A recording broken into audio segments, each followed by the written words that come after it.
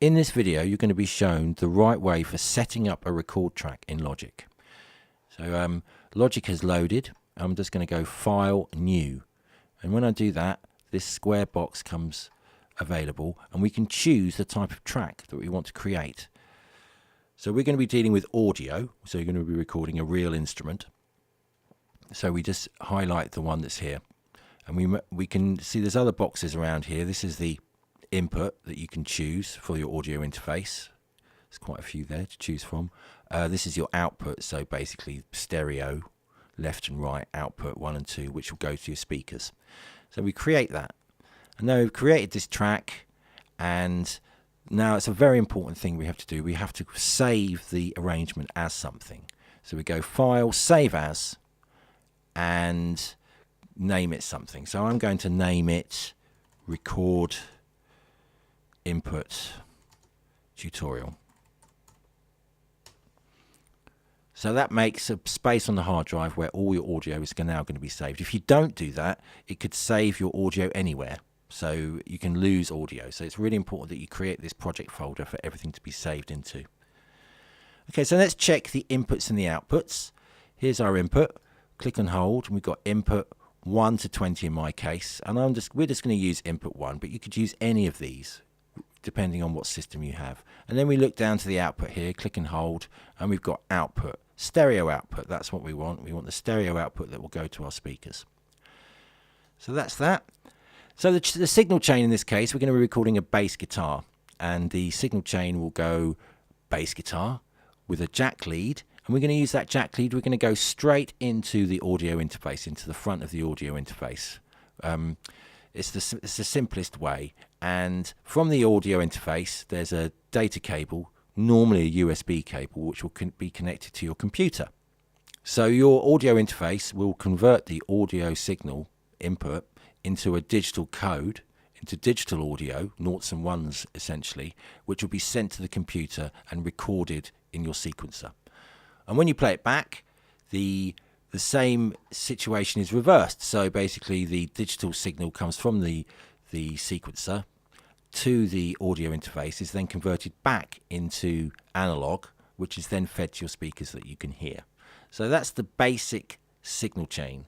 We'll go through that again because it's really, really important that you understand about signal chain, because if things go wrong, like there's no sound, it's probably something to do with the signal chain. Okay, so let's just look at input monitoring. So this little I here is input monitoring. It means we can hear what's happening on the input of the track. That's different from record enable. Once we do that, if we press record or R on the keyboard, it will record what we're doing. At the moment, it's not going to record because it's not been enabled. So we're going to enable it now as well. And we can take input monitoring off because record enable is essentially monitoring as well. Okay, so let's set up the instrument. So I've got my bass guitar here. I've plugged it into the audio interface, and I'll just check the level. Maybe a little bit loud. I'll turn it down a touch. You can always turn it up in your headphones. So that's the troubleshooting section. Let's just have a look. If we've got a problem, well, an important place for you to be able to go to is Preferences, Audio. Now this is the Audio Preferences window, Devices, and we can see here we can change things like buffer size. That's very important. So if it's too long, you can get something called latency. Now latency is when the sound that you play on the instrument, there is a delay between that sound and the sound that you hear back from the sequencer. That's because there is a processing time, a computing time, where it has to process that analog signal, put it into a digital signal that can then be recorded and read by the sequencer.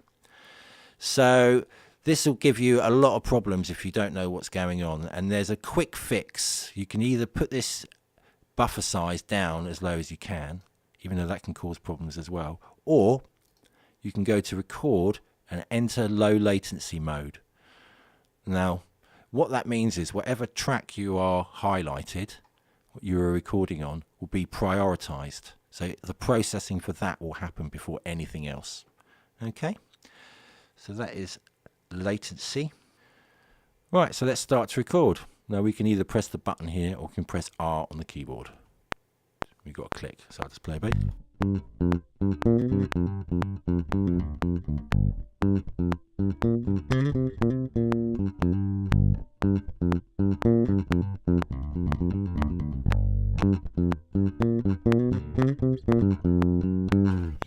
So there you go. That's pretty much recording your first track.